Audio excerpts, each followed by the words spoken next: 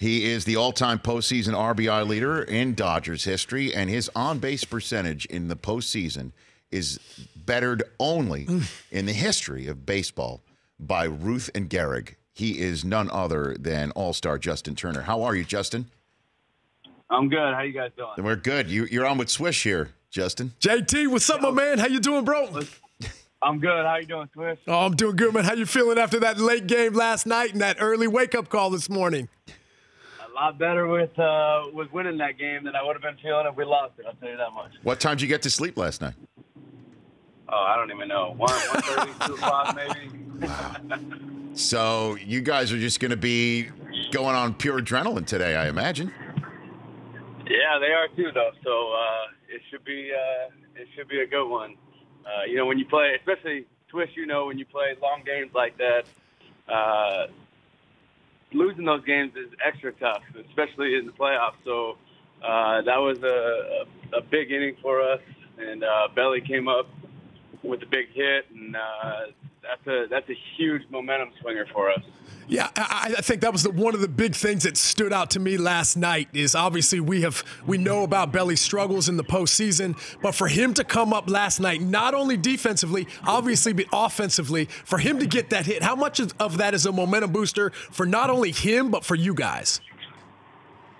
Yeah, it's huge for him, but it's huge for the whole team. I think it's been pretty well documented how, we haven't gotten going offensively really in the series. So for Doge in the first inning to get the 2-out RBI, Belly right there in the extra innings, 2-out RBI, kind of maybe can get the offense going a little bit more confidence, a little bit more swag. And, the bottom line is we need to start scoring some more runs. And who has his jersey? What happened there, Justin? Who's got the jersey right now? Ripped it right off him in center field. I don't know. I was probably like the 6th or 7th guy out there, and right as I was getting out to him, Walker Buehler went down. So I kind of stopped paying attention to Belly and making sure Buehler could get up and make sure he was all right. So we're gonna need him. So I don't know who ripped the jersey off, but obviously there was a lot of excitement and went all the way out to left field, and the boys are pretty pumped. Now, did you have a ruler in your hand? Were you doing like math homework or something? In the hey man, 13 innings, man. You got to find something, right? You're trying to change it up. Something, right, Swish? Yes, sir. What was that? Our first base coach, George Lombard, has a ruler that he keeps with his defensive positioning charts, and he uses it to mark off a bunch of stuff. So I just picked it up and I was banging on the rails, and I was hitting our trainer, Nate Lucero, hitting him in the head with it. I don't know what was going on there. I think we were all delirious at that point. And unfortunately, running out to the field and stopping to pick up Buehler, it snapped in half. So I had to apologize to Coach George and tell him he needs to stop at Office Depot or something to pick up the ruler on the way in today. Well, I guess you got to find yourself another lucky charm for a Game 5. Justin Turner here on the Rich Eisen Show with Nick Swisher in studio helping me interview Justin Turner. So I'll get to the topic that everybody's talking about Manny being a dirty player, and what happened at first base last night was a dirty play. Where do you stand on the subject, Justin? Yeah, I mean, I know he was running hard down the line and stepped on the bag, and, I told him and some other people, I think it was last night or 2 nights ago when I was running down the line, I think I got Aguilar a little bit. So, he does hang on the base for a long time. Manny was running through the bag, kind of sweeped him with his left foot. I don't know if he was just mad that he grounded out or what, and just didn't pick up his foot, but I don't know. Him and Aguilar talked about it afterwards, and I guess they moved on with it. So as long as they're fine with it, then it's not really anyone else to worry about it. Do you think it's anything that might linger into today at all, Justin? I have no idea. I mean, baseball's got a funny way of trying to police itself, and I don't know what's going to happen, but if they want to put them on base for the guys hitting behind them, then that's their problem. I don't know what's going to happen. Yeah, JT, I think as like a fan, it's so exciting to see kind of moments like this, whether they're good or whether they're bad, because playoff baseball is so intense anyways. So to see what's going on as a fan, man, I love this. I love the intensity of what's going on. You know, obviously, I played the game as well. Aggie's a big man. He does stay on the base. I don't know if Manny was frustrated or what, but regardless, as a fan, all of a sudden, now the intensity is turned up. So I love seeing stuff like that. So for you guys battling up against the Milwaukee Brewers in such a great playoff series, to be in the spot right now, man, I mean, you guys have to feel good winning last night and moving on, right? Yeah, absolutely. And I definitely think it turns up the volume to an already really good series that was anticipated going into it. So two good teams, two teams playing their best baseball, two really good bullpens. So this just kind of amps it up a little bit, and it seems like it's going to make the reward feel even better at the end of it. What is it about the Brewers pitching, Justin, that makes them better than most? Because they have been terrific and really have put the pressure on the Dodgers' bats. You came through in Game 2. Obviously, it took a while for anybody to come through in a 2-out situation last night to win the game. What is it about this Brewers pitching that makes them so effective?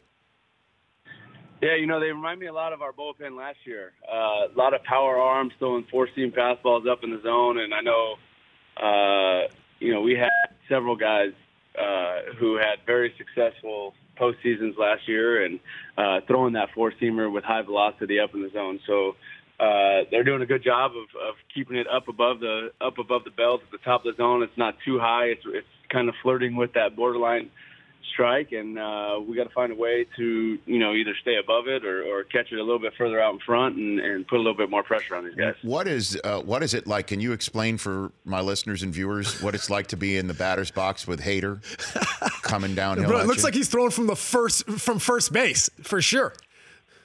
Yeah, he just hides the ball so well, and from the left side with that true spin, it's a 4-seamer that it doesn't go down. It almost feels like it's rising on you. So he's a guy that you got to slow him down. You got to try to be on time, be even get ready a little early, and like I said, you got to almost try to swing and miss above the ball off him. So and there's a few guys in their bullpen that are like that. I got to ask you, man, because I love this. Okay, bro. Okay, so JT, bro, you know me, man. I'm an on-base guy. Like, I appreciate that. OBP, in my mind, is one of the best stats that you can have. And, bro, you are the man. You dominate. So I guess what I want to know, or maybe I can tell the kids that I work with something that you know that no one else does. But once the postseason comes around, I know from experience that postseason pitching is on another level. But it seems like you have taken your eye and your approach to that level. How do you compete and do that night in and night out, especially on the brightest stage in the world? Yeah, I think the most important part is probably the preparation, going in and watching the film and studying and knowing how guys attack guys, not just you in particular, but different situations, guys on base, guys in scoring position, and seeing what they're really trying to do is a big part of it. And the other part of it is just kind of controlling your emotions when you get up in those situations, and not getting ahead of yourself, not thinking about being the man or being the hero or getting the walk-off hit or whatever. Just really staying in the moment and trusting your plan and staying with it, I think is the biggest key. Because once you start thinking about big things happening, next thing you know, you're walking back to the dugout with your bat in your hand. Yeah, I mean, it goes Gehrig, Ruth, Justin Turner. It's unbelievable, man. What an amazing career so far, bro. You have been absolutely amazing, man. LA is so lucky to have you, bro, and we're lucky to be watching you play, man. No doubt about that. Thanks, I appreciate that. Last one for you, Justin, comes from my kids, who I took to the game with my wife in Game 3 when they saw you, okay? Now, they've seen you. My two sons have seen you before. My 5-year-old daughter was her first game. She said, I promise you, well, look at that beard. And then my kid said, when was the last time he cut it? So when was the last time you cut your beard, Justin Turner? Oh, man, I got married in last December. That's the last time? That's the last I had it trimmed down. It was really short and clean, and I've been letting it grow. I mean, I've trimmed it a little bit, trimmed around the mustache and around the neck during the season, but I haven't touched it since the playoffs started. That thing is saucy, bro. That's some lettuce down there, brother. No doubt about it. And if your house is like my house, man, come wedding time or anything important, you do what the missus says. Ain't no doubt about that, brother. That's right. Justin, thanks for calling in. Are you driving to the ballpark right now? You're heading to Dodger Stadium right now? I'm almost there right now. So. Okay. Do you know what the lineup looks like yet? I don't.